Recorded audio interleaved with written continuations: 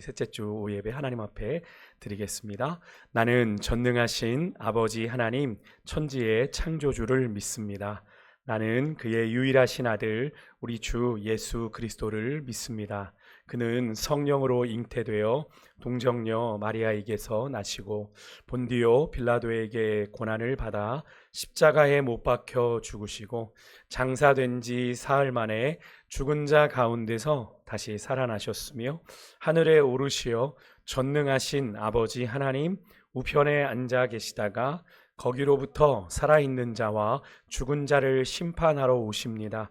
나는 성령을 믿으며 거룩한 공교회와 성도의 교제와 죄를 용서받는 것과 몸의 부활과 영생을 믿습니다. 아멘, 아멘. 우리 시간에 같이 좀 힘차게 박수하면서 찬양하겠는데요. 실로암입니다. 우리 주님 나의 눈을 뜨게 하셔서 우리가 주의 놀라운 기이한 일을 보게 해달라고 우리 같이 찬양하겠습니다. 어두운 밤에 캄캄한 밤에 새벽을 찾아 떠난다. 종이 울리고 종이 닭이 울어도 닭이 내 눈에는 오직 밤이었어. 주님 만난 우리가 처음 만난 그때는 차가운 새벽이었어. 주님 맘속에 주님 맘속에 여명이 있음을 나는 느낄 수가 있었어. 오 주여 당신께 오 주여 당신께 감사하리라. 실로암 내게 주심은 나에게 영원한 사랑 속에서 떠나지 않게. 다시 한번 고백합니다. 어두운 밤에 캄캄한 밤에 어두운 밤에 캄캄한 새벽을 찾아 떠난다. 종이 울리고 종이 닭이 울어도 내 눈에는 오직 밤이.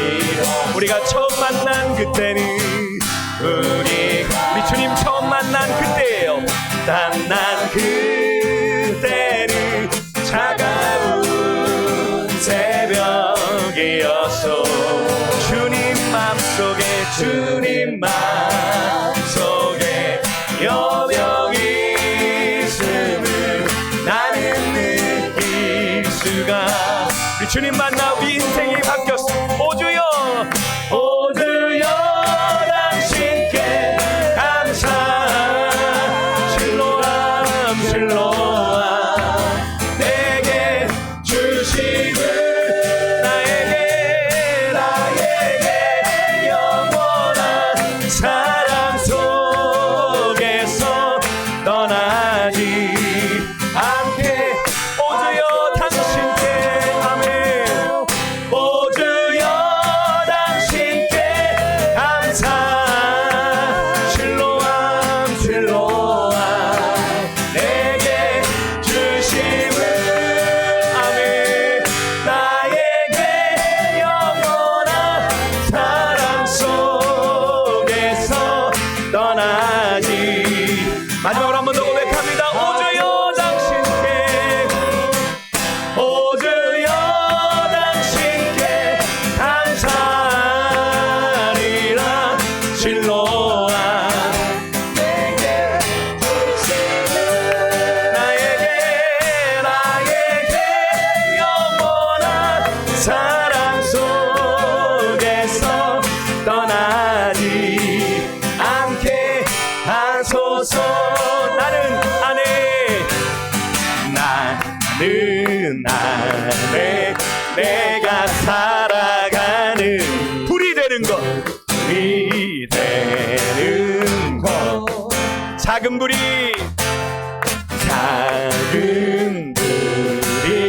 큰 산 모두 태우듯이 나를 쓰소서.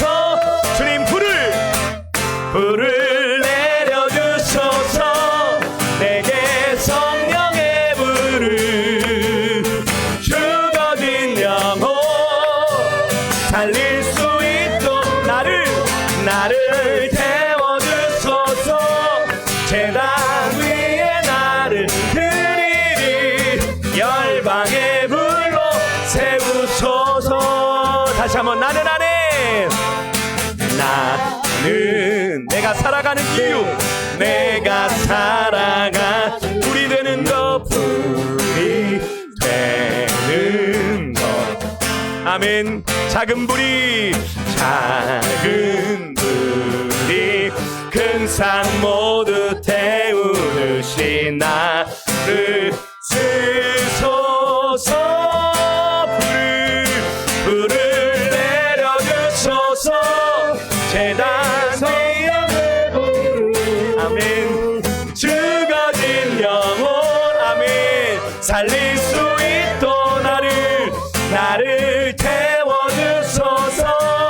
제단 위에 나를 드리리 열방의 불로 세우소서. 주발 앞에 신을 벗고 주발 앞에 신을 벗고 기도하니 성령의 불을 소망하십시다. 성령으로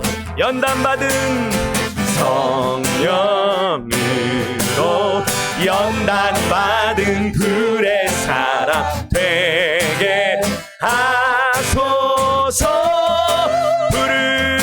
불을 내려주소서. 내게 성령의 불을 아멘. 죽어진 영혼 살릴 수 있도록 나를 태워주소서.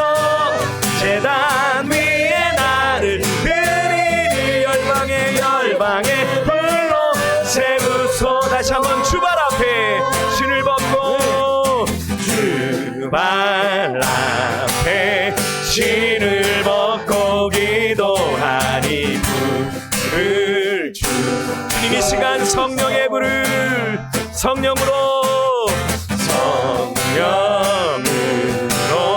연단받은 불의 사람 되게 하소서. 이 시간 불을 내려주소서. 내게 성령의 불을 죽어진 영혼 살릴 수 있도록 나를 태워주소서. 제단 위에 나를 드리리 열방의 불로 세우소서.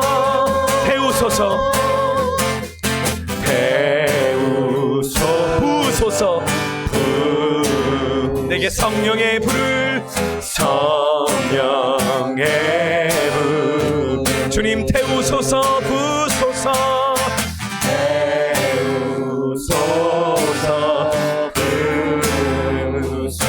내게 성령의 불을 우리 목소리 높여 고백합니다. 태우소서. 부소서. 태우소서. 부소. 내게 성령의 불을 태우소서.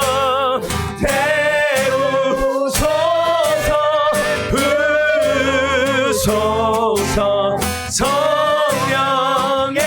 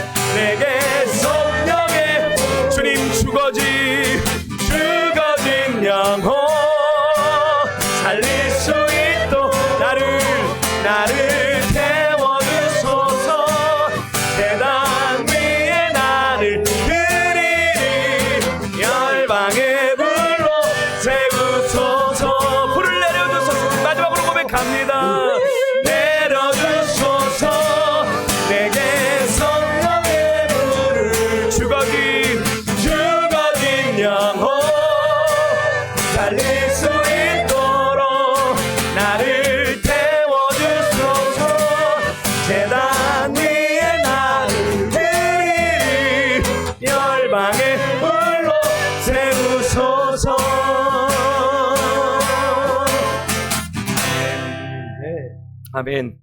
성령의 불의 사람 되시기를 주 이름으로 축복합니다. 여러분이 불의 사람 되시면 여러분의 가정이, 여러분의 기관이, 또 여러분의 교회가 성령으로 불타게 되는 줄 믿습니다. 이 찬양의 가사가 나를 태워달라고 하니까 이게 뭐래 이게 이렇게 생각하실 수 있는데, 이건 뭘 의미합니까? 내가 제단의 제물이 된다는 걸 의미하죠. 제물이 된다는 건 내가 죽는다는 걸 의미하고, 그죠? 성령에 사로잡힌 하나님의 사람 되겠습니다라는 고백이죠. 그래서 성령이 이끄시는 대로 순종하며 나아가는 인생 되기를 소망하는 마음으로 부르는 찬양인데요. 우리가 그렇게 성령으로 연단받은 불의 사람 되어서 올 한해 2025년 우리 세강교회 안에, 또 여러분의 가정 안에, 여러분의 일터 안에 성령의 놀라운 불길이 타오르는 은혜가 있기를 주의 이름으로 축복합니다. 네, 우리 믿음이 없이는 우리 주님을 볼 수가 없는데, 우리 주님 내 마음이 너무 둔해서 우리 찬양 같이 고백하겠습니다.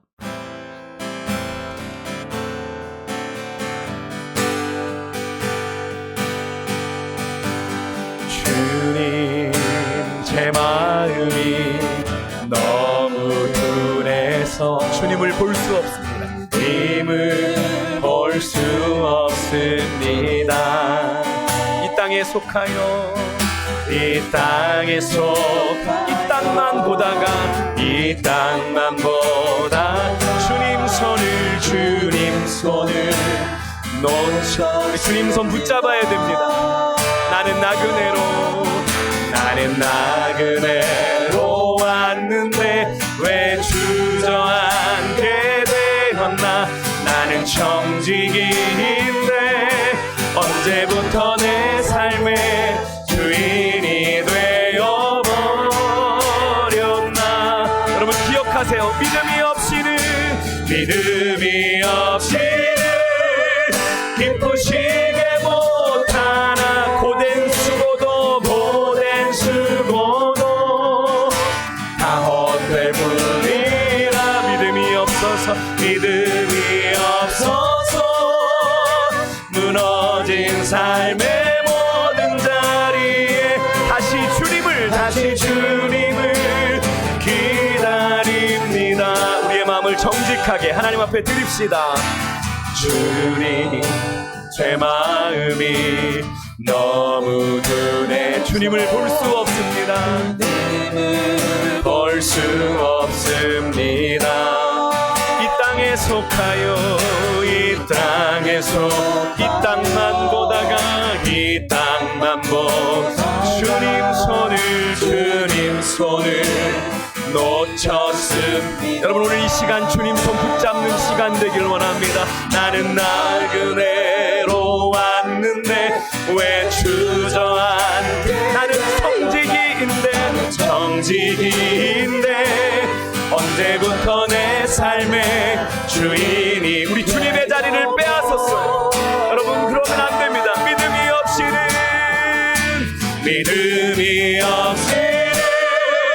기쁘시게 못하나니. 고된 수고도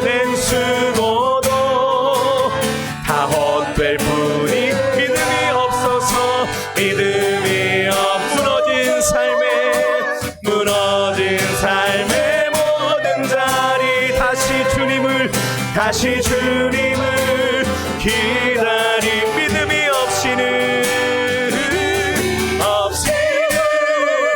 기쁘시게 못하나. 주를 찾는 자 아멘 반드시 만나리. 믿음이 없어서 무너진 삶의 모든 자리에 다시 주님을 다시 한번 고백할까요? 주님, 제 마음이 너무 둔해서. 주님, 제 마음이 너무 둔해 주님을 볼 수 없습니다. 이 땅에 속하여 이 땅만 보다가 이 땅만 주님 손을 놓쳤습니다. 여러분 우리는 나그네예요. 나는 나그네로 왔는데 왜 나는 청지기인데 이제부터 내 삶에 주님이 되어버렸다.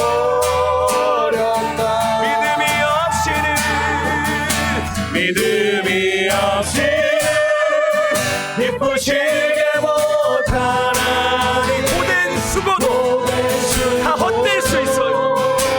다 헛될 뿐이라. 믿음이 없어서 무너진 삶의 모든 자리에 다시 주님을 기다린 믿음이 없이는 주님을 기쁘시게 못해요.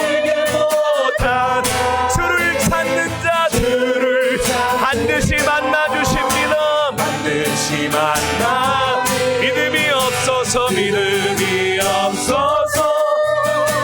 무너진 삶의 모든 자리에 다시 주님을 기다립니다.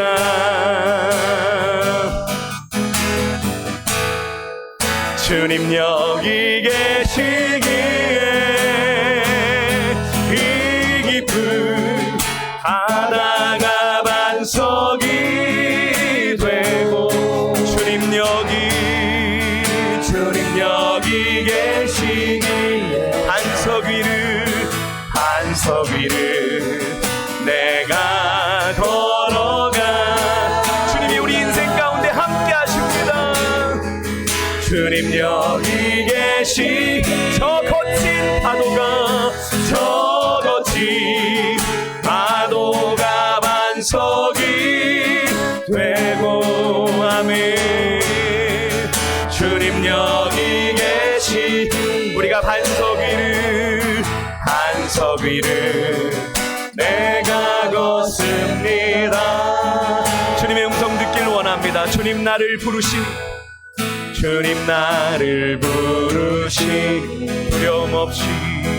두려움 없이 배에서 나아가리. 주님 나를 부르시니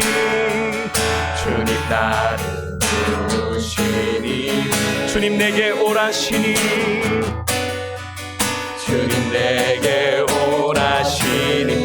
주님 보고 계시기에 주님이 우리 인생을 바라보십니다. 의심치 않고 바다를 걸어가.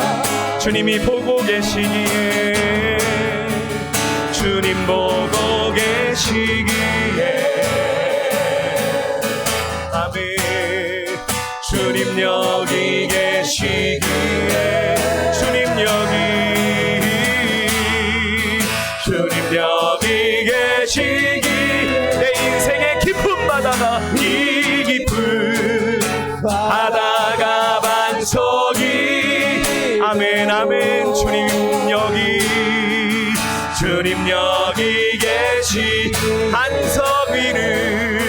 반석 위를 내가 걸어가. 주님이 여기 계시기에 저 거친 파도가 반석이 되고. 아멘. 주님 여기 계시기에 반석 위를 네, 우리 한 번만 더 고백합니다. 주님 여기 계시기에 주님 여기 계시. 우리 인생의 깊은 바다가 이 깊은 바다가 반석이. 주님이 우리 인생 가운데 함께 하시기에 주님 여기 계시기. 반석 위를 내가 걸어가. 주님 여기 계시기에 내 인생의 거친 파도가 반석이 되고. 아멘. 주님 여기 계시기에 서기를 내가 걷습니다. 우리 자네 같이 좀 기도했으면 좋겠습니다. 여러분, 신앙생활은요 믿음으로 하는 거죠. 믿음으로 한다는 건 우리가 보고 믿는 게 아니라 주님께서 우리에게 주신 약속의 말씀을 믿는 것을 의미합니다. 오늘 우리가 찬양한 것처럼요, 주님이 나를 함께 하시기 때문에, 주님이 나를 보고 계시기에 그것을 믿는 거죠. 내 인생 홀로 걸어가는 것 같지만 여러분, 모래 위의 발자국을 생각해 보세요. 주님, 내가 가장 힘들 때 왜 발자국 혼자였습니까? 나는 혼자 걷는다고 생각했는데 주님 말씀하시죠. 내가 너를 업고 걸었다. 그렇습니다. 우리의 감정에 속지 마시고 내 기분에 속지 마시고 여러분, 주님의 약속의 말씀을 붙잡으세요. 그것이 우리가 사는 길입니다. 믿음이 없이는 하나님을 절대로 기쁘시게 할 수 없어요. 여러분, 이 시간 우리가 하나님 믿음을 주십시오. 하나님 또 한 주간의 삶을 시작할 때인데 어떤 깊은 바다가, 어떤 거친 파도가 내 인생에 다가올지 모르지만 주여, 주님이 내 인생에 함께 계시기에 나는 반석 위를 걷게 되는 줄 믿습니다. 주님, 나를 도우시고 함께하여 달라고 여러분, 이 시간 우리 주여 한번 크게 부르고 우리가 통성으로 기도하겠습니다. 주여, 하나님 감사합니다. 하나님, 오늘 귀한 시간 우리가 하나님 오예배로 모여 예배하며 하나님, 주님이 우리에게 주시는 찬양의 고백 속에 우리의 마음이 담겨 있음을 고백합니다. 우리가 믿음으로 신앙생활한다고 하지만 정말 우리가 믿고 있는지, 우리가 주님 약속의 말씀을 믿고 살아가고 있는지, 하나님 정말 주님이 내 인생에 함께하고 계시고 내 인생을 바라보고 계심을 믿고 우리는 믿음의 걸음을 걸어 나아가겠습니다. 하나님, 나 혼자 걷는 것 같은, 나 혼자 고독한 것 같은, 나 혼자 외로운 것 같은 인생의 그 기분과 감정에 속지 않겠습니다. 주님이 여전히 나와 함께 하심을 믿고 인생의 걸음을 걸어가는 우리 사랑하는 세광의 성도들이 되게 하여 주시옵소서. 주님이 나와 함께 하심을 믿습니다. 하나님 말씀 위에 서게 하여 주옵소서. 내가 바라는 환경과 상황에 치우치지 말고 내 기분과 감정에 속지 말고 주의 약속의 말씀을 붙잡고 그 말씀을 쫓아 믿음으로 살아가는 우리 모든 친구들 되길 원합니다. 이 시간에도 말씀하여 주옵소서. 종을 세우셨사오니 주의 말씀을 주시고 하나님, 주님께서 주신 말씀을 선포할 때 그 말씀의 능력이 우리 가운데 나타나는 귀한 시간이 되게 하여 주옵소서. 그렇게 말씀하실 주를 기대합니다. 우리 각자에게 말씀하시는 주의 음성 듣게 하여 주시옵소서. 그렇게 함께 하실 줄 믿사오니 우리 가운데 역사하여 주시고 하나님, 우리 가운데 충만하게 함께 하여 주옵소서. 주님만 바라보는 귀한 시간 되길 원합니다. 함께 하여 주시옵소서. 붙들어 주시고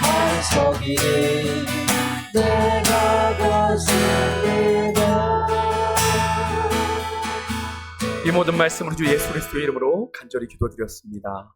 아멘. 이 시간에 우리에게 주신 하나님의 말씀은요, 요한복음 44장 43절에서 54절의 말씀입니다. 요한복음 말씀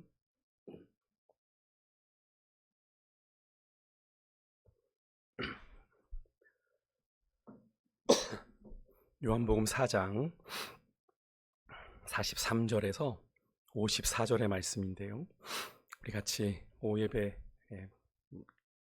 몇 분 안 계시니까 우리 같이 좀 한번 합독할까요? 이야기인데요, 합독 같이 했으면 좋겠습니다. 43절부터 54절 끝절까지입니다. 같이 봉독하겠습니다. 성경 보셔도 되고 앞에 보셔도 됩니다. 같이 읽겠습니다. 이틀이 지남에 예수께서 거기를 떠나 갈릴리로 가시며 친히 증언하시기를 선지자가 고향에서는 높임을 받지 못한다 하시고 갈릴리에 이르심에 갈릴리인들이 그를 영접하니 이는 자기들도 명절에 갔다가 예수께서 명절 중 예루살렘에서 하신 모든 일을 보았음이더라. 예수께서 다시 갈릴리 가나에 이르시니 전에 물로 포도주를 만드신 곳이라.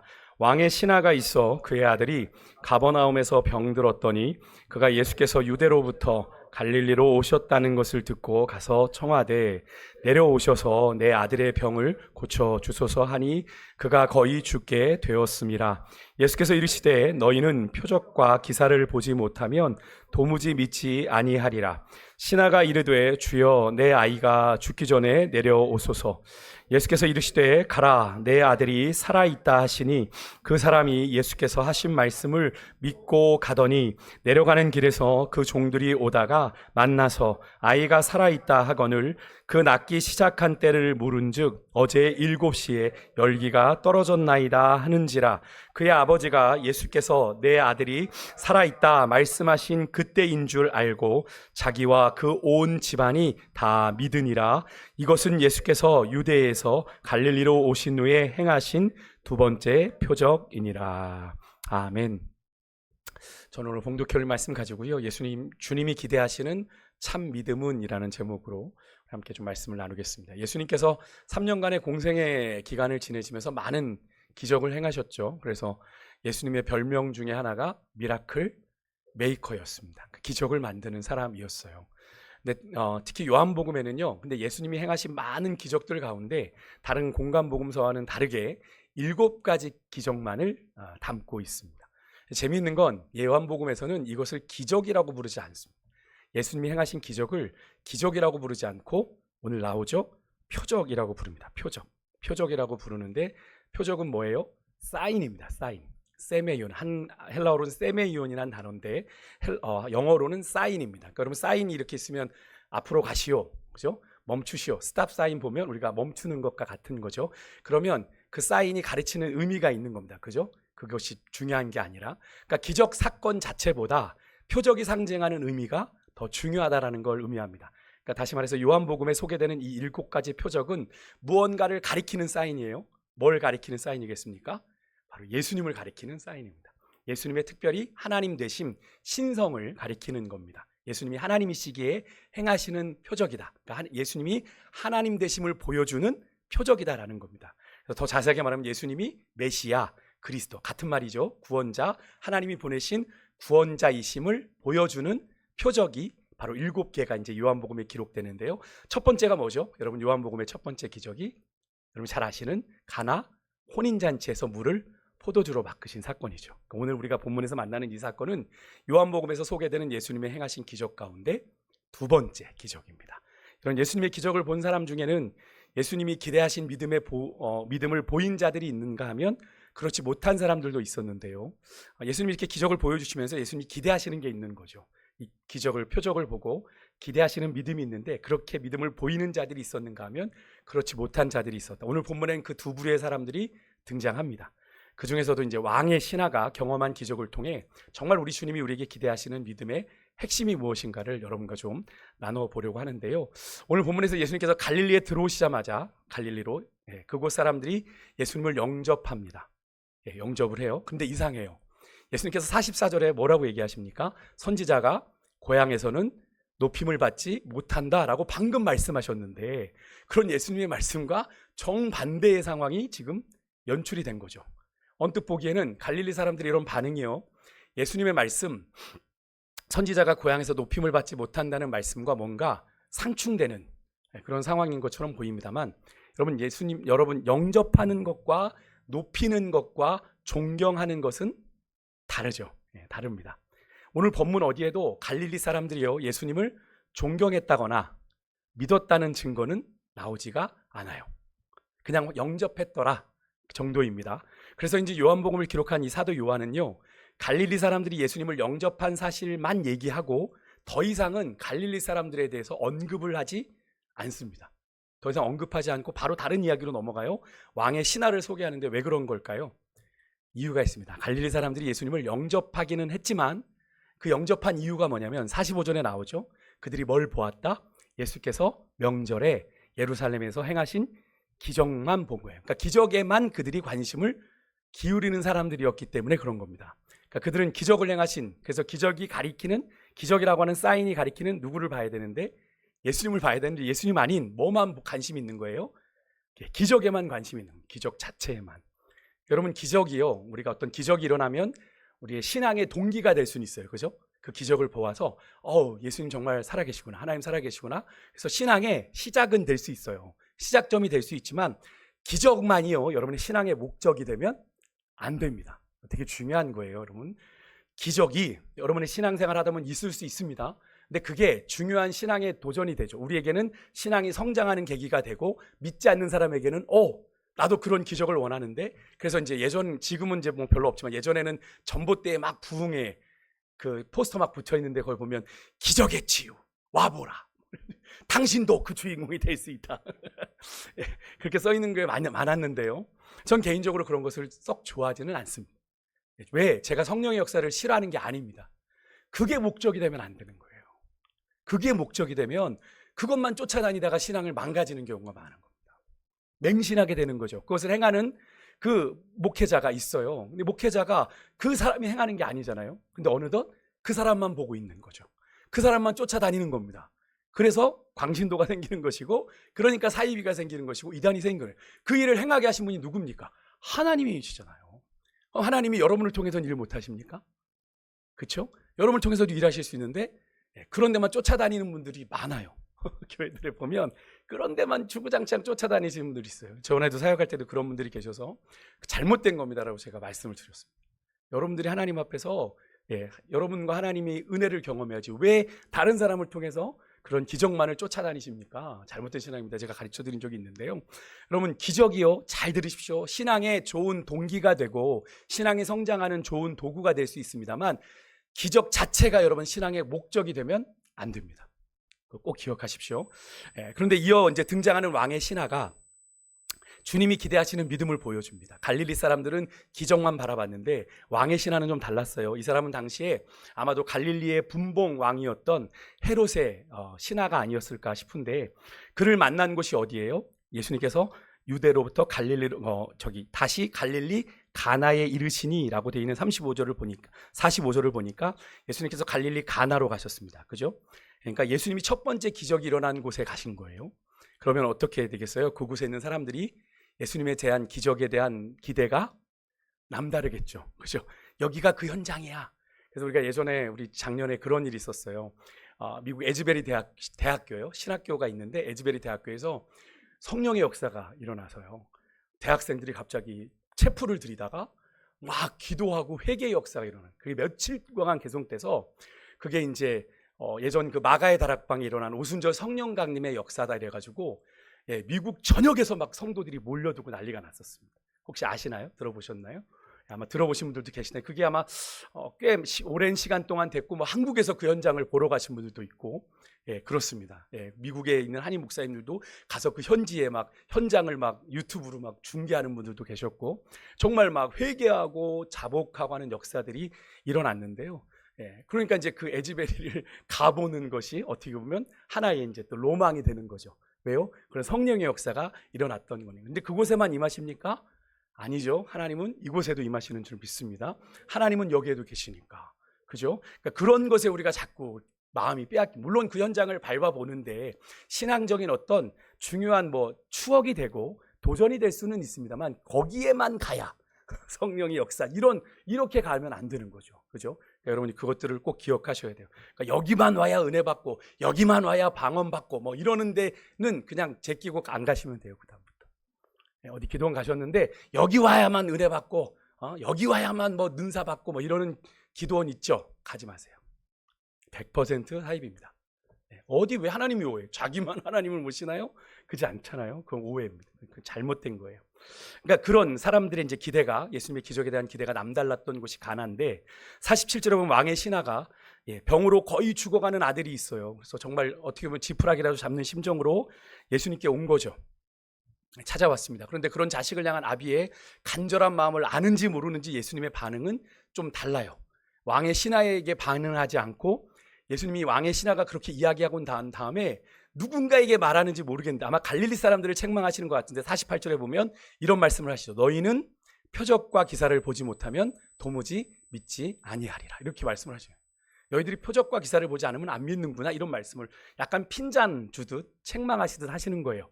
사실 이 예수님의 말씀, 근데 바로 직전에 그렇게 우리 아들을 고쳐달라고 찾아온 왕의 신하의 간청이 있었던지라 이런 예수님의 책망이, 핀잔이 왕의 신하에게는 사실 상당히 민망하고 좀 그럴 수 있는 상황인 거잖아요. 그죠?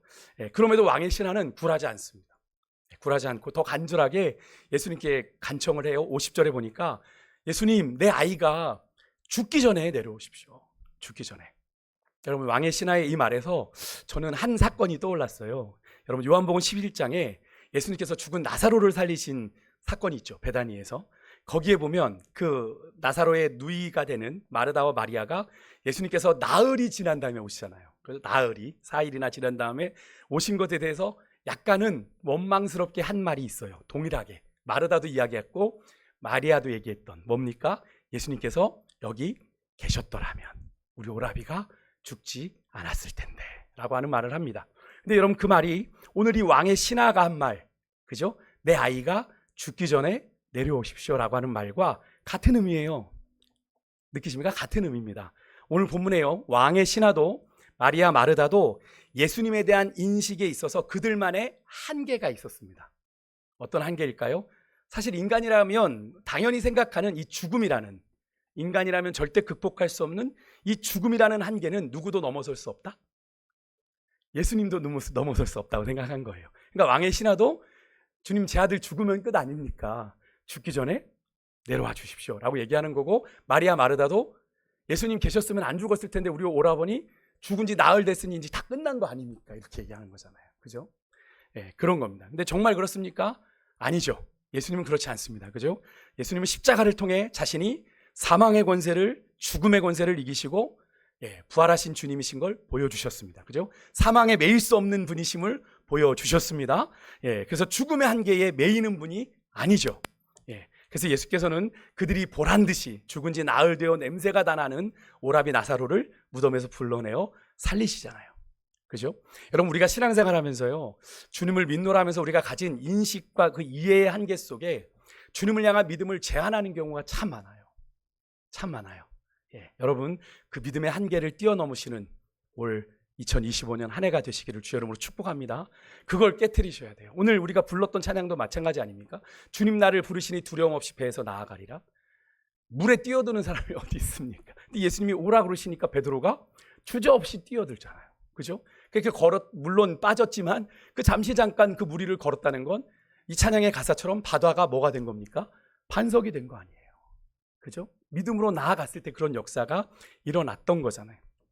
여러분, 늘 말씀드리지만 우리 하나님을 자꾸 여러분의 한계 속에 가두지 않으셨으면 좋겠습니다. 하나님은 우리의 이해보다, 우리의 계산보다 훨씬 크고 위대하신 하나님이신 걸 여러분 믿으시길 바랍니다. 내가 늘 말씀드리지만 여러분, 우리의 이해 속에만 갇히면 여러분이 안 된다고 생각하고 여러분이 불가능하고 생각하는 일은 주님도 안 되는 거예요. 그러니까 우리가 불가능한 문제들을 만나거나 우리가 안 된다고 생각하는 난공불락의 상황을 만나게 되면 우리가 좌절하게 되는 이유가 거기에 있는 겁니다. 그런데 여러분, 늘 말씀드리지만 우리의 끝이 하나님의 시작이에요. 그것을 기억하셔야 됩니다, 여러분. 그래서 여러분, 우리에게는 어떤 일에 데드라인이 있을지 몰라도 우리 하나님에게는 절대로 데드라인은 없다. 하나님은 데드라인이 지나도 일하시고자 하면 일하실 수 있다 라는 사실을 여러분 꼭 믿으시고, 아까도 제가 오전 예배 때도 말씀드렸지만 우리 주님이 끝났어 라고 할 때까지 절대로 끝난 게 아니다라는 걸 여러분 믿으시고, 주님이 아직 기다리라 말씀하시면 데드라인 다 지나갔는데요, 가능성 하나도 없는데요, 하나님은 만들어서라도, 그죠? 상황을 만드셔서라도 그 일들을 행하시는 분임을 여러분 믿으시길 바랍니다. 근데 그 역사는 누구에게 일어나겠어요? 끝까지 믿음으로 붙잡는 자에게, 하나님의 약속을 붙잡는 자에게 일어나는 거죠. 포기한 자는 그게 보이지 않아요. 이미 포기했으니까. 하나님 일하시는 게 보이지 않는단 말이에요. 어쨌든요, 예수님의 핀잔에도요, 간곡하게 아들의 치유를 간구하는 왕의 신하에게 50절에 보니까 예수님이 이렇게 말씀하세요. 이제는 그에게 집중합니다. 아들이 살았으니 돌아가라, 이렇게 말씀하세요. 거의 죽을 위기에 있는 아들이 살았다고, 돌아가라고 말씀해요. 그런데 신기한 건요, 이 말씀을 들은 신하는 아무런 의심 없이 예수님의 말씀을 믿어요. 50절 후반부에 보세요.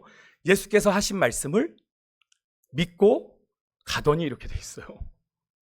이 왕의 신하가 믿은 건 아들이 살아난 걸 본 게 아니잖아요, 지금. 그죠? 예수님의 말만 믿었어요. 말씀만 믿고 가더니 이랬습니다. 이 왕의 신하는 예수님이 행하신 기적을 보고 나서 그분을 믿기로 한 것이 아니라 기적이 일어나기 전에 예수님의 말씀을 듣자마자 믿음을 고백한 겁니다. 사람들은요, 크든 작든 기적을 보고 싶어 합니다. 그렇죠? 예, 그리고 우리 인생에 다양한 필요가 있기 때문에 하나님이 우리 인생에 개입해 주셔서 우리의 문제들을 내가 생각지 못한 기적 같은 방법으로 해결해 주시기를 소망하죠. 그죠? 근데 하지만 여러분, 그렇게 기적에만 의존하는 믿음은요, 실망과 불평으로 이어지게 되어 있습니다. 여러분, 우리가 그 상황을 어디서 보게 되죠? 광야에 있었던 이스라엘 백성들. 이스라엘 백성들의 광야 40년은 기적의 연속이었죠. 맞습니까? 그들의 삶은 기적이었어요. 살아있는 것 자체가. 그렇지 않습니까? 장정만 60만이 광야에서 어떻게 그렇게 40년을 삽니까? 먹을 게 어디 있고 마실 게 어디 있고, 그죠? 사막 그 광야의 수많은 위험에서 살아남는다는 게 가당키나 이야기입니까? 근데 살아있는 게 기적이에요. 그죠? 근데 실제로 하나님께서 날마다 그들의 진중에 뭘 내려주셨어요? 하늘에 만나를 내려주셨죠. 반석에서 물이 나는 걸 경험하게 하셨죠. 쓴물이 단물 되는 기적을 경험했죠. 구름기둥 불기둥이 내려서 그들의 걸음을 인도하시는 것도 경험했습니다. 그런데도 그들이 하나님 앞에 늘 감사만 드렸습니까? 광야 40년 내내 그렇게 불평하고 원망하다가 결국 거기서 다 도중 인생 하차하잖아요. 여러분, 눈에 보이는 기적을 따르는 건 참된 믿음이 아닙니다. 그건 누구나 할 수 있는 거예요. 예수님께서 도마에게 말씀하셨죠. 나를 본고로 믿느냐? 보지 못하고 믿는 자들이 복되다 말씀하셨는데, 여러분, 하나님은요, 오직 당신의 말씀에 집중하고 그 말씀에 대해 흔들리지 않는 믿음을 우리에게 기대하세요. 상황은 똑같은데 그 말씀을 붙잡고 기대하는 거죠. 하나님 하실 일들을. 그럼 이것이 예수님 말씀하시는 보지 못하고 믿는 믿음이에요. 무엇을 보지 못하고 믿는 믿음입니까? 주님께서 우리에게 주신 말씀의 결과를 아직 보지 못했지만 하나님이 그 말씀대로 반드시 당신의 때에 당신의 방법으로 선하게 이루실 것을 믿는 믿음이에요. 그것을 주님께서 우리에게 기대하신다라는 거예요. 물론 녹록치 않은 우리의 현실이 끊임없이 우리 믿음의 사람들로 하여금, 아까도 아침에 말씀드렸지만 말씀에 대해서 자꾸 의심하고 회의하고 질문하게 종용하죠. 근데 여러분, 그 짙은 먹구름 뒤에도 우리가 비행기 타고 올라가 보면, 분명히 비행기 탈 때는 흐린 날씨였는데 올라가 보면 뭐가 있습니까? 태양이 쨍쨍 빛나고 있는 것처럼 우리의 암담한 현실 속에도 여전히 일하고 계시는 하나님 여러분 온전히 믿으시고 의지하는 믿음의 사람들 되시길 주님으로 축복합니다. 그게 진짜 믿음이에요. 그게 진짜 믿음입니다. 왕의 신하는 아들이 살았으니 돌아가라는 예수님의 말씀을 믿고 집으로 돌아갑니다. 자기의 판단과 생각 다 내려놓고 예수님의 말씀에 순종한 거죠. 그가 집으로 돌아가는 도중에 하인들을 만납니다. 예수님이 자신에게 말씀하신 시점에 아들이 낳았다는 걸 알게 되죠.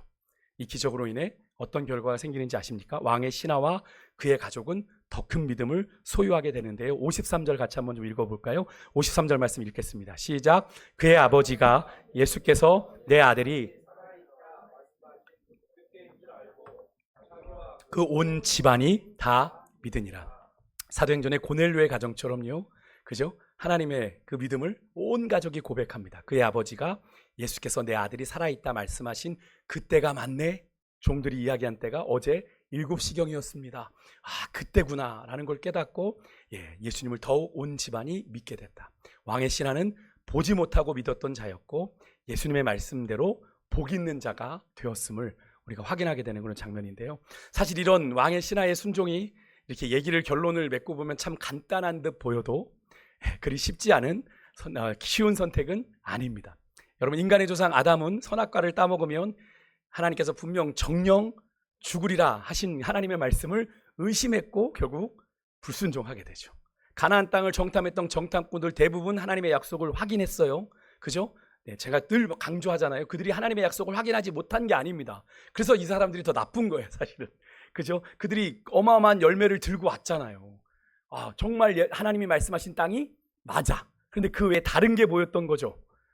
그죠? 안악자성과 견고한 성읍이 보여서 그들이 부정적인 이야기를 했던 거 아닙니까? 그죠? 하나님은 원망하는 죄를 범했잖아요. 그들은 자기 눈으로 본 대로 판단했고 그 판단을 뭐보다 더 신뢰한 겁니까? 하나님의 약속보다 더 신뢰한 겁니다. 우리가 자꾸 빠지기 쉬운 거죠. 내가 보는 상황은 하나님 이 모양인데 자꾸 하나님 약속으로는 뭡니까? 이렇게 얘기해야 되는 거 아닙니까? 하나님, 나는 이렇게 지질이 궁상인데. 그죠? 하나님 약속은 그렇게 하시고 뭡니까? 우리가 원망하게 되는 건 아닙니까? 근데 그럼에도 불구하고 우리가 그 약속을 붙잡아야 된다는 거죠. 여러분, 우리는 합리적인 사고, 이성적인 판단을 추구하는 그런 시대를 살아가고 있습니다. 인간의 이성을 모든 사고의 중심에 놓는 그런 시대이죠. 하지만 여러분, 우리 인간의 이성이 무한한 잠재력을 가지고 있어요. 그죠? 그런데 한계가 없습니까? 한계가 없나요? 인간의 이성이? 한계가 있습니다. 그죠? 우리 인간의 생각에는 한계가 있다는 사실을 인정해야 돼요. 예. 우리의 생각만 한계가 있습니까? 우리의 인식의 증거로 삼는, 내가 뭔가를 인식했다라고 증거로 삼는, 내가 보고 듣는 것도 한계가 있어요. 그죠? 제가 자주 말씀드리지 않았습니까? 우리 시각과 청각에는 분명 한계가 있어요. 여러분, 우리가 다 보는 것 같고 다 듣는 것 같아도 너무 커도 못 보고 너무 작아도 안 보여. 너무 커도 못 듣고 너무 작은 소리도 못 듣습니다. 여러분, 분명 지구가 자전하는 소리가 있을까요? 없을까요? 지구가 도는 소리가 있을까요? 없을까요? 있어요. 근데 그게 왜 안 들려요, 우리 귀에? 너무 커요. 그리고 사실은 우리가 청각이 인간의 귀가 인식하는 주파수에 맞지 않으면 그 외의 소리는 들을 수가 없는 거거든요. 그러니까 여러분, 우리가 근데 자꾸 우리는 뭐라고 얘기합니까? 내가 내 눈으로 보지 않고는, 내가 듣지 않고는 안 믿어 라고 얘기합니다. 너무 이게 모순 아닙니까? 한계가 있는데, 그죠? 한계가 있는데 그것에 맞지 않으면 안 믿겠다라고 하는 건, 그거는 너무 내 중심적으로 세상을 이해하는 것 아니에요? 사실 지금도 우리가 그 바다에 보면 심해에 100m 밑에 인간이 내려갈 수 없다고 얘기하잖아요. 그래서 다 구조물들을 가지고, 그죠? 밑으로 내려보내서 그 밑에를 탐사하지 않습니까? 그러니까 인간의 과학이 발달하고 기술이 발달한 것 같지만 한계가 너무 분명하다라는 거예요. 지금 여러분 LA의 산불도 보십시오. 그죠? 엄청난 불기둥의 바람이 다 태웠어요. 심지어 그 베버리힐즈에 저 예전에 한번 가본 적이 있는데 거기 어마어마한 저택들 다 새까맣게 탔잖아요. 네? 새까맣게 탔어요. 그들은 그 정도 저택에 돈을 가지고 있으면 그들은 지상 낙원이, 할리우드는 지상 낙원이라고 하는 곳인데요. 그곳에 가면 어마어마한 차에 어마어마한 저택에 유명한 사람들만 살지 않습니까? 근데 거기가 다 타버렸어요. 뭘 의미하는 거겠어요? 자연 앞에 인간은 아무것도 아닌 거예요. 아무것도 아님을. 그죠? 근데 자꾸 인간은 자꾸 자연을 파괴하며 자기들 좋은 대로 살아가는 거잖아요. 그러니까 인간이 그렇게 사실 똑똑한 것 같지만 어리석고 미련한 거예요. 여러분, 인간은 생각뿐 아니라 보고 듣는 것에도 한계가 있는 존재라는 사실을 우리가 기억해야 돼요. 내가 보는 게 다가 아니구나. 오전에도 말씀드렸죠. 내가 듣는 게 다가 아니구나. 그래야 여러분, 우리가 죄송합니다 이렇게 말씀드려서 주제 파악을 잘하게 돼요. 그래, 내가 아는 게 다가 아니야. 하나님 앞에 그래서 바짝 엎드리게 되는 거죠. 내가 잘났다고 설치지 않고, 하나님 내가 이렇게 미련합니다. 하나님 내가 어리석습니다. 하나님 도와주십시오. 내가 보기에는 이렇게 답답한데 하나님 길이 있다고 말씀하셔서 나는 그걸 믿고 싶은데 자꾸 내 마음이 널뜁니다. 하나님을 원망하고 싶은 생각들이 널뛰고, 하나님 도와주십시오. 엎드리게 되는 거죠. 근데 내가 맞다고 생각하면 기도하지 않아요. 하나님 기도 안 해요. 원망하느라 기도의 자리 더 안 오. 예배 자리 예배 안 드려요. 그러는 거죠. 그죠? 하나님 나한테 해준 게 뭐가 있다고 이렇게 얘기까지 하잖아요. 해준 게 왜 없어? 지금까지 살게 해주신 게 하나님의 은혜인데 그렇게까지 가잖아요. 하나님 원망하다 보면. 그러지 않습니까? 여러분, 하나님은 우리 인간의 한계를 훨씬 초월하신 분임을 꼭 믿으셔야 돼요. 제가 늘 말씀드리지만 하나님의 생각은 우리의 생각과 달라요. 성경은 분명히 이야기해주고 있어요. 하늘이 땅보다 높음 같이. 천지 차이란 얘기예요. 천지 차이는 인간의 인식의 최고치 아닙니까? 인간의 인식 가능한 범위에서 하나님이 우리에게 설명한 거예요. 너와 나는, 인간과 나는 달라. 얼마나 다른지 아냐. 너희들이 인식할 수 있는 그 천지 차이라고 하는 그만큼 달라. 근데 우리가 하나님을 온전히 이해한다는 것이 가능하겠습니까? 불가능한 일인 거죠. 여러분, 이 사실을 우리가 인정할 때 하나님은 우리의 한계를 훨씬 초월해 계신 분이다. 나는 하나님을 다 온전히 인식할 수 없다. 그래서 내가 하나님을 함부로 하나님의 뜻을 내가 다 안다고 생각하는 교만을 버려야 되는 거예요. 그렇게 할 때 여러분, 우리가 주의 말씀을 의심하지 않고 믿음으로 순종할 수 있게 되는 겁니다. 그죠? 내 분수를 알아야, 내 주제를 알아야.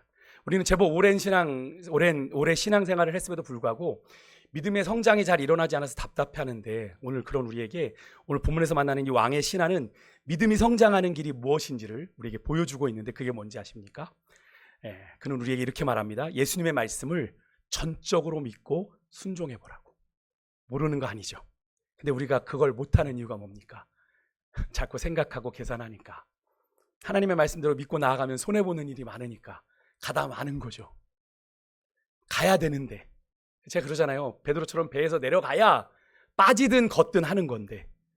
근데 베드로밖에 안 걸었잖아요. 다른 제자들 다 배에 타 있었고, 그죠? 예, 가야, 뛰어내려야 걷는 건데 안 한단 말이죠. 그러니까 많은 성도들이 말씀은 듣고 아는데 그냥 보고만 있는 성도들이 많은 거예요. 말씀대로 행해야 하나님을 경험하게 되는 거예요. 여러분, 제가 금요기도 때 말씀드린 건데요. 믿음의 순종이 깊어질수록 우리가 주님의 권능을 더 진하게 맛보고 믿음이 더 크게 자라게 되는 겁니다. 그래서 제가 여러분들에게 도전하고 싶어요. 올해 2025년도는 여러분이 믿음으로 좀 도약해 보셨으면 좋겠어요. 맨날 이만큼, 난 이거밖에 못 뛰어. 맨날 그렇게 제자리 걸음만 하지 마시고 한번 도전해 보시라고요. 5km, 10km, 나는 믿음의 롱런을 한번 해볼 거야. 한번 그렇게 꾸준히 한번 달려가 보는 훈련을 하는 거죠. 여러분, 세상에 인생을 성공하고자 하는 사람들도 제가 이렇게 요즘 그런 글들을 좀 이렇게 보는데 보면 정말 열심히 살더라고요. 세상 사람들이. 자기의 인생의 성공을 위해서 얼마나 규칙을 만들고 자기가 그 규칙을 지키려고 몸부림치는지 몰라. 그런데 우리 믿음의 사람들이 하나님의 역사를 바라본다고 하면서 우리는 너무나도 그런 거 없이 그냥 되는 대로 신앙생활하는 걸 너무나 많이 보는 거죠. 여러분, 믿음도 훈련이 필요합니다. 감사하는 훈련, 말씀을 묵상하는 훈련. 제가 여기 와가지고 계속 말씀 묵상하는 거 계속 얘기를 드리는데 아직도 잘 안 되시잖아요. 그죠? 되게 안 됩니다. 제가 옛날 청년 사역 때도 해보면 청년들 말씀 묵상 해야 돼. 그래서 뭐 모이면 이제 셀별로 말씀 묵상 나누고 시작해. 그럼 뭐 대부분 안 해오고 심지어 리더들도 안 해와가지고 혼나고 막 이제 그러는데요. 쉽지 않아요, 신앙의 훈련들이요. 그런데 그게 훈련이 되어지면 나도 모르는 사이 그 안에서 우리의 믿음이 성장하는 걸 경험하게 되는 거죠. 여러분, 늘 나만의 믿음의 한계선 그어놓고요, 늘 그 자리에만 머물면 작년이나 올해나 하나님을 경험하는 건 딱 그만큼만 경험하시는 거예요. 여러분, 작년보다는 좀 더 하나님을 깊이, 더 넓게 경험하고 싶지 않으십니까? 그럼 작년과는 다른 믿음의 도약을 해야 되겠죠. 그죠? 작년과 똑같이만 뛰시면 안 되는 거예요. 그죠? 내가 작년보다는 조금 더 믿음의 도약을 할 때 믿음이 성장하게 되는 걸 여러분 경험하게 되는데요. 근데 그렇게 하지 않고 자꾸 우리가 믿음의 한계선, 난 이만큼이야. 나는 주일 예배, 죄송해요. 이렇게 좀 너무 원색적이지만 난 주일 예배가 내 최선이야. 라고 얘기하는 것과, 그죠? 내가 주중 예배를 드리며 또 새벽 기도까지 나오는 건 또 차원이 다른 문제거든요. 근데 제가 전에 섬기던 교회는 심야 기도를 하는 분들이 되게 많았습니다. 매일 11시에 기도회가 있거든요. 목회자들이 돌아가면서 매일같이 심야 기도를 인도하니까 거기에 한 200여 명이 기도하러 오세요. 매일같이. 근데 그 자리에 그렇게 기도하시는 분들을 보면 그분들은 정말 기도가 훈련된 분들. 그러니까 거기서 그렇게 하루를 지새고 새벽 기도하고 집에 가시는 그 패턴이 그분들에게 있어요. 그러니까 그분들에겐 인생이 그분들도 굴곡지지 않은 건 아니에요. 굴곡진 인생인데 너무 평탄한 것처럼 가요. 왜요? 늘 주님과 교통하고 있으니까. 인생의 어려움이 그들에겐 큰 어려움이 아닌 겁니다. 오히려 목회자들이 걱정해. 권사님 어떡해요? 목사님, 하나님이 다 알아서 하실 겁니다. 그러고선 기도의 자리로 그냥 가요. 오히려 목회자들이 염려를 한대, 그분들의 사정을. 그런데 그분들은 너무나도 평안해요. 믿는 구석이 뭐예요? 하나님이에요. 하나님이에요. 그 기도의 자리 가서 하나님에 대한 믿음이 충만하니까 어떤 상황이 와도 하나님을 신뢰해요. 분명 지금은 목회자가 생각해도 막 원망을 쏟아내고 하나님 왜 그러시면 이렇게 해야 될 것 같은데 그런 이야기 하지 않고 믿음의 고백을 하더란 말이에요. 여러분, 그것이 신앙의 성숙이죠. 신앙의 성장이지 않습니까? 여러분, 우리가 아프더라도 두렵더라도 우리가 믿음의 한계를 좀 깨트릴 때, 믿음의 한계를 넘어갈 때 어제와는 다른 오늘이요, 작년과는 다른 올해가 우리에게 있어질 수 있는 거죠. 똑같이 하면 다를 게 없는 거잖아요. 그죠? 내가 새해 새 결심 성경 읽겠다고 시작했는데 성경 잘 읽고 계십니까? 벌써 3일 뛰어버렸네? 그럼 어떻게 돼? 이제 또 안 읽게 되는, 그죠? 그죠? 이게 꾸준하게 가야 되는 거예요. 그래서, 그죠? 꾸준하게. 그래서 오늘 우리가 정말로 믿음의 한계를 올해는 2025년도는 한번 뛰어보는 겁니다. 뭐, 여러분 예배 생활이든 기도 생활이든 말씀을 묵상하는 것이든 그렇게 할 때 여러분 비로소 보이는 하나님의 역사가 있고 믿음이 나도 모르는 사이에 자라게 되는 거죠. 여러분, 말씀 마치겠습니다. 우리는 여러분 하나님의 말씀보다 우리의 생각과 판단을 따를 때가 더 많은데요. 하지만 믿음이 없이는 하나님을 기쁘시게 할 방법이 없습니다. 그 히브리서 11장 6절의 말씀, 그래서 하나님께 나아가는 자는 반드시 그가 살아 계신 것과 그가 자기를 찾는 자들에게 상 주시는 이심을 믿어야 할지니라. 그 사실을 분명히 붙잡고 하나님 기뻐하시는 참된 믿음은 그분의 말씀을 의심 없이 받아들이고 믿음으로 순종하는 것. 모르던 사실 아닌데 올 한해 한번 그런 도전을 해보자고요. 어떤 상황에서든 내가 주의 말씀을 믿습니다. 붙듭니다. 우리가 이런 믿음으로 하나님 앞에 나아갈 때 우리가 생각지도 못한 그 믿음에 하나님께서 응답해 주시는 하나님의 놀라운 크고 놀라운 권능을 경험하게 될 줄 믿습니다. 그래서 올 한해 2025년은 말씀을 온전히 의지하고 믿음으로 여러분의 생각보다 크신 하나님의 역사를 더 풍성하게 누리는 은혜가 있으시기를 주 이름으로 축복합니다. 그래서 오늘 좀 곡을 바꿔서 제가 유정환 선생님 죄송합니다. 무리를 걷는 자, 그 찬양을 우리가 함께 부르겠습니다. 원래는 믿음이 없이는 부르려고 했는데요. 주님 나를 부르시니 같이 찬양하겠습니다.